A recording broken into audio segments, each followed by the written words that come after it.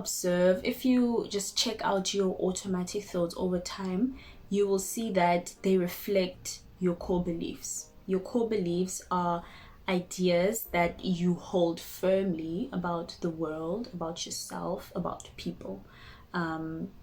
And it's easier to express your it's easier to not express, to keep track of your automatic thoughts than your core beliefs, because you don't necessarily like say your core beliefs out loud, or speak about them or anything, but your thoughts reflect them.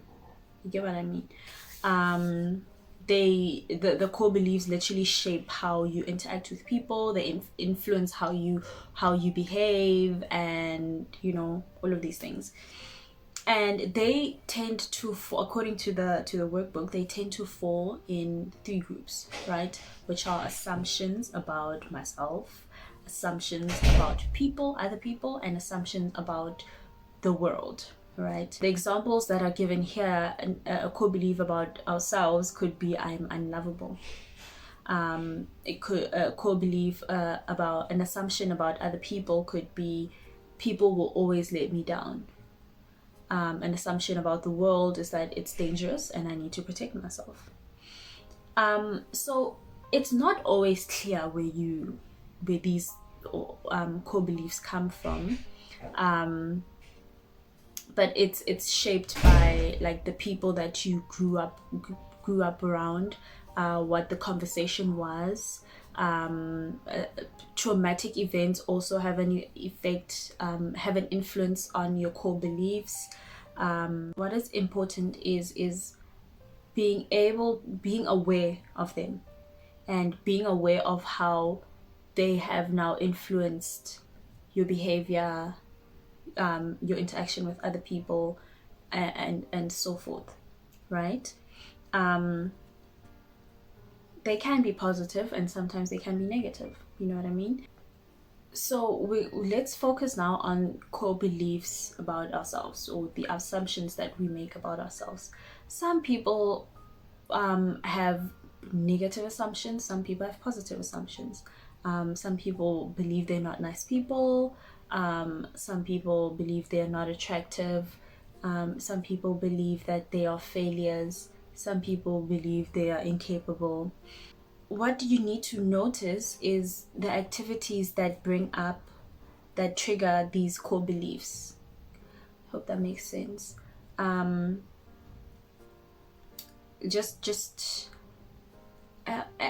Certain activities will poke at a core belief, and then it will send out an automatic thought that will then spiral down to you having a certain feeling and then behaving or reacting in a certain way. I think that makes sense. So for example, if a person believes they're unattractive, right, and then they go and pursue someone else, and then this person rejects them, right, it's now poking at that core belief, right? And then the automatic thoughts will come like, no one will ever love me, or things like that. And then it can lead to a person being withdrawn socially and just not wanting to interact with other people. So we can use the it's called the downward arrow technique. I'll take a picture of this and put it up, where you write down your automatic thought that you've identified over the past week, right? It's obviously associated to a certain feeling, right? And then the first question you ask yourself is, why does this matter to me? Like, what is upsetting about this automatic thought? What if it's true? Does it really matter? What is it about this automatic thought, right? And then next question, if it were true, if this automatic thought was true, like, what does it mean about me? What does it say about me? Is there like something else that's deeper about this core belief? Just trying to establish that. Number 3, if the automatic thought was true, what does it mean about other people? Is it like an assumption about other people? like what does it mean about them if this thought is true? And also, if it were true, what does it mean about the world? Is it an assumption about the world? Then step 5, you consider this thought that you thought about, and then you do the whole trial thing, this core belief. So you have the thought, right, and then you identify the core belief in step 2, and now you need to try and put it on trial again, like how you would put your thoughts on trial, put your belief on trial. If it were true, what would happen if I believed it? What evidence is there that supports that this thing is true, and how does believing it help me? And then on the other hand, what if it's not true? What will happen if I don't believe it? What evidence is there that it's not true? Is there an alternate way of seeing this? Is this core belief clouded by how I feel?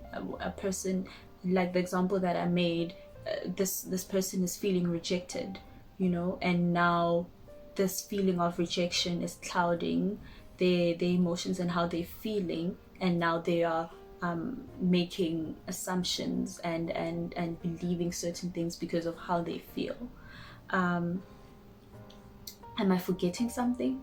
Am I forgetting a certain detail? Am I focusing specifically on a certain thing? Maybe this person, it's not about them being unattractive, it's just about them not having met the person that's for them. You know what I mean? Just think about those things. Think about it. Alright, yeah, it's close, guys. I've been here for this is my 6th year in the Western Cape, and Lynn knows Xhosa, but I mean, like, I'm learning. I feel like if a person is speaking closer to me, I can understand, but speaking it, I just need to practice. Anyway, so with cognitive restructuring, we are trying to build your cognitive flexibility, right? Which is the ability to modify and change unhelpful patterns or thinking patterns, yes, right? So the strategies that we spoke about that promote cognitive flexibility is, number 1, recognizing and challenging. You need to challenge them. Unhelpful cognitions, unhelpful thoughts, you need to challenge it, right?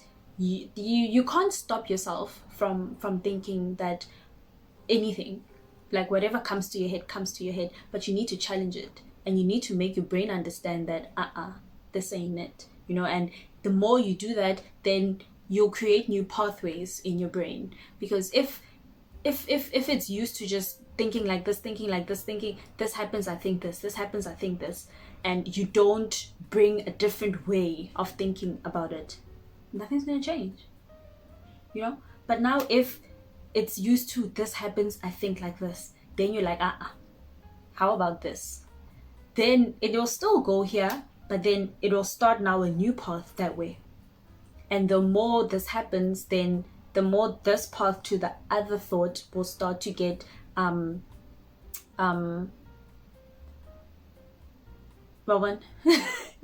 it'll start to get more permanent.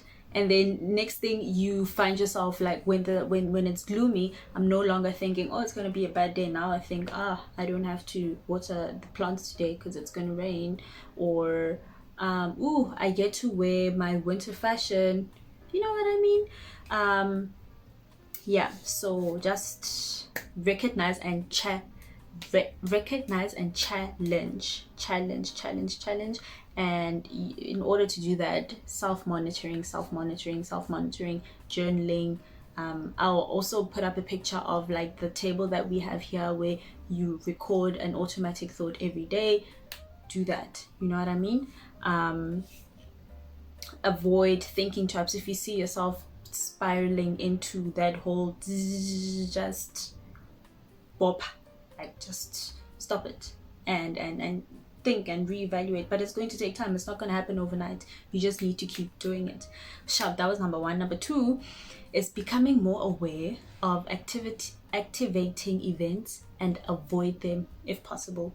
Most of us know what our triggers are, right? And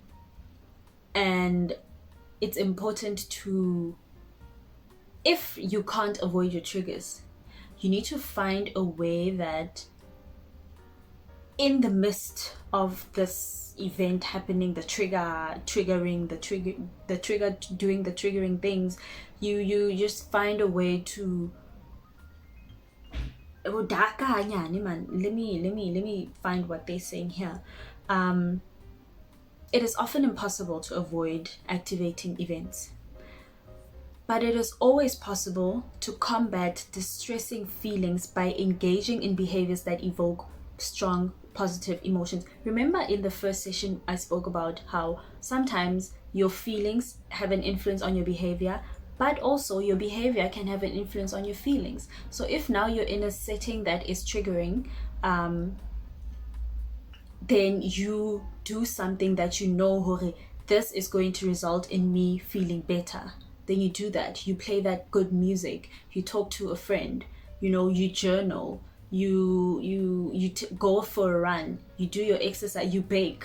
You do something that you know, like it's going to bring about a good feeling. So now instead of now you were here and then this triggering emotion is bringing you all the way to the bottom, now you start doing something that is going to make you feel better, then everything will kind of level out, at least, so that you don't fall into a pit. Number 3 is embrace balance by seeing the world in shades of gray. Things are not always black or white. Things are not always either or. It's either I'm dumb or I'm going to succeed. No, that's not how it is. The world, if you don't know, let me tell you, there are 159,000 different ways for things to happen.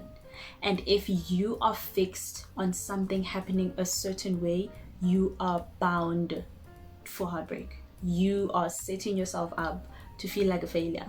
You need to make goals, yes, but you cannot be super attached to them or attached to how you're going to achieve them. You need to let things flow. Catch yourself whenever you fall into the trap of thinking, just stop yourself and think, is there maybe, another way of thinking, another way of doing? This week's challenge, obviously identifying your automatic thoughts, and now coupled with that is your core beliefs. So you will be asking your why do I think when it's gloomy I'm going to have a bad day? Why? Because I like seeing the sun. Why? I like light. Just get to the question, why until you get to the core belief. Then when you get to the core belief, you challenge it. What evidence is there that this is true? What evidence is there that it isn't true? What will happen if I believe it? What will happen if I don't? I want challenge. Number 2, use the use the strategies you've learned to examine the validity and the utility of the automatic thought. So yes, how is this automatic thought working for me? How is this core belief working for me? You know what I mean? And then replace unhelpful cognitions with more adaptive thoughts and beliefs. And this definitely happens over time, and it takes consistency. Like, I am always telling myself, you are capable, you are capable, you are capable. And I put myself in situations where I am forced to do something I've never tried before, so that I can see for myself, oh yes you are, you know what I mean? Yes you are. I hope that was helpful. I hope you got something from this. I know it's a little lengthy and I'm talking a lot, but these are tools that will really make a difference in your life if you really use them, if you really apply them, if you are honest with yourself. You don't have to if you want to talk to someone about these things, fine, but automatic thoughts are something that is so personal. for me personally, it's something that is so personal and so deeply ingrained in you. You don't have to talk to anyone about it. You can write it down. If you want to talk to someone about it, find someone that you trust. We can't all afford a therapist or to go see like psychologists and things like that. You can find a friend who you really trust, someone who you know will have your back. For me, I am a person who I can express my emotions and feelings and whatever.